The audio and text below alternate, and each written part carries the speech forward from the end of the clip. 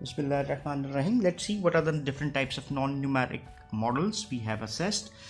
अब हम देखते हैं कि हमारे पास न्यूमेरिक मॉडल्स कौन कौन से हो सकते हैं. Numeric models, as we have explained earlier, models that return a numeric value for a project, then that can be easily compared with other projects. So numeric value जो भी मॉडल हमें provide कर रहा है वो हमारे किस में आ जाता है जी, न्यूमेरिक मॉडल में आ जाता है.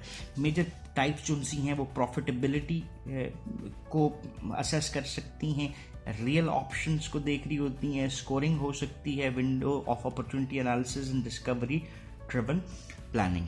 सो हम इसमें से कुछ चीज़ों को देखते हैं न्यूमेरिक मॉडल्स में. फर्स्ट प्रॉफिटेबिलिटी मॉडल्स में हमारे पास क्या आ जाते हैं जी, models that look at cost and revenues. यानी जो भी हम प्रोजेक्ट करने जा रहे हैं वो प्रोजेक्ट से रिलेटेड कॉस्ट को देखेगा कि क्या हमारी इनकर हो रही है और प्रोडक्ट से रिलेटेड हमें रेवेन्यूज क्या मिल सकते हैं. इसमें हमारे पास जो मोस्ट यूज्ड मॉडल्स हैं उसमें है pay back period, discounted cash flow, internal rate of return और profitability index. Net present value and IRR, ये जो दो मॉडल्स हैं are the most common methods जो कि आपको यूज़ होते हुए नज़र आते हैं न्यूमेरिक मॉडल्स के हवाले से. Basically as you already know कि प्रोजेक्ट मैनेजर जो है is a person who knows everything a bit. So ये ज़रूरी नहीं है कि ये उसी की डोमेन में हो कि इन मॉडल्स को वो प्रोजेक्ट मैनेजर रन कर सकता है. For that they use different specialist, financial analyst को यूज़ किया जा सकता है. So we must understand the basics of these models. उसको हम देख लेते हैं. What is a pay back period? That is the length of the time until the original investment has been occupied by the project. So मैंने अगर 10 रुपये लगाए एक प्रोजेक्ट के ऊपर, तो ये 10 रुपये मुझे कितने टाइम में, वो वक्त जिसमें मुझे ये 10 रुपये वापस मिल जाएंगे, ये मेरा क्या है, that is the pay back period. जितना पे बैक पीरियड शॉर्ट होगा उतना ही आपका वो प्रोजेक्ट आपके लिए बेनिफिशियल हो सकता है. सो जिसमें हमने उसके रेवेन्यूज़ को असेस किया, कितने टाइम पीरियड में वो हमें अपनी इन्वेस्टमेंट्स वापस दे रहे हैं. देन हमारे पास आ जाता है जी पे बैक पीरियड की एग्जांपल्स. लाइक हमने किसको देखा जी, हमारी टोटल प्रोजेक्ट कॉस्ट क्या है और हमारा एनुअल कैश फ्लो क्या चल रहा है. हमने project cost divide by annual cash flow. If it was $1 lakh divided by 25,000 per year revenue that we have generated, that is equal to 4 years is the payback period of this project. So इसको हम measurement के लिए use कर सकते हैं. सो पे back period के drawbacks क्या हैं? Does not consider time value of money, because आज हमारे पास अगर $166 का है तो कुछ 2.5 साल पहले हम 104, 118, 122 के ऊपर फिर बैठे हुए थे. सो आपने ये देखा कि जो करेंसी है, आपका रुपी है, उसकी value has declined dramatically in the last 2 years. सो एक प्रॉब्लम इस पे बैक पीरियड की ये आती है कि ये जो टाइम वैल्यू ऑफ मनी है उसको उस तरह से कंसिडर नहीं करता. मोर डिफ़िकल्ट है यूज़ करना when cash flows change over time. हमने कैश फ्लो पर ईयर लिया था $25,000.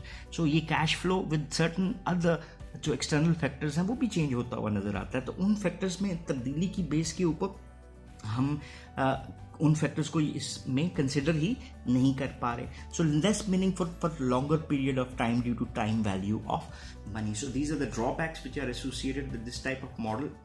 दूसरा आ जाता है जी हमारे पास discounted cash flow. The value of a stream of cash inflow and outflow in today's dollar, also known as discounted cash flow और जस्ट डिस्काउंटिंग. तो हम future value of the money को डिस्काउंट करते हुए प्रेजेंट पे लेकर आते हैं. Widely used to evaluate projects includes the time value of money.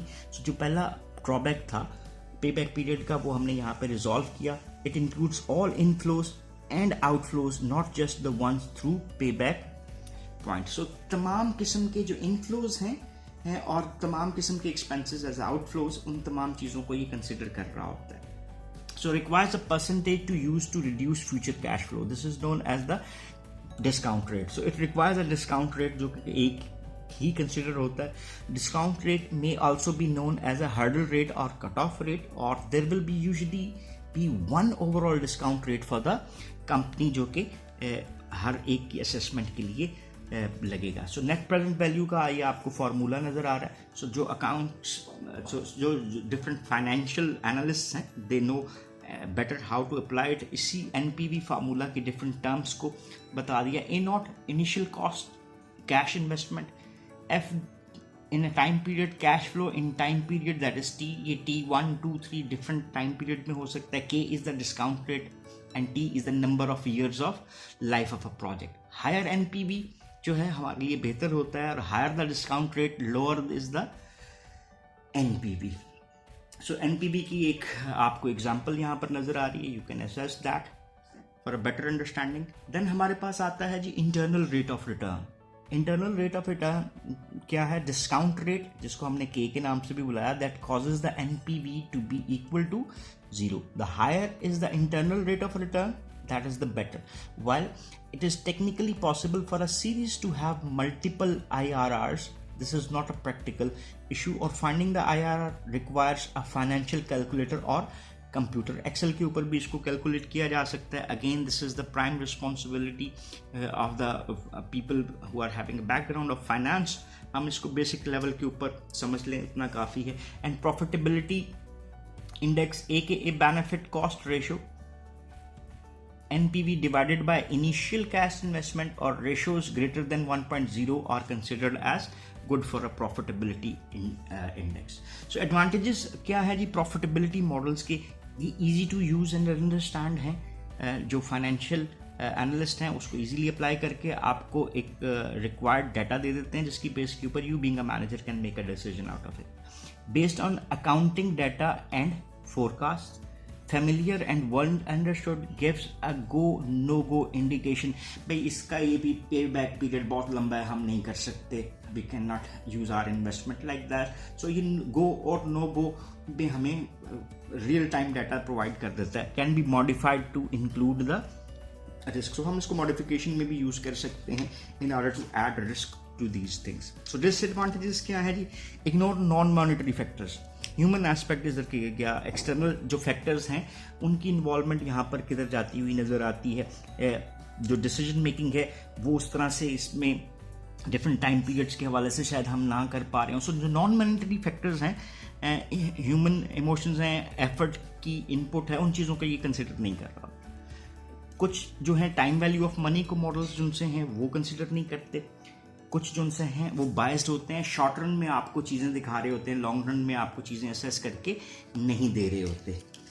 Then हमारे पास आ जाता है pay back, ignores cash flow after pay back.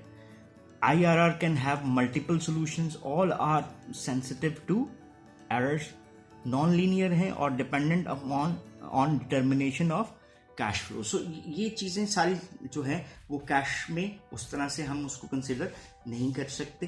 So that was all about our models. जो हमारे पास न्यूमेरिक मॉडल्स आते हैं इसको हम यूटिलाइज कर सकते हैं for further decision making. So that was all about these kind of models. Do watch this video और have a nice time. Thank you very much.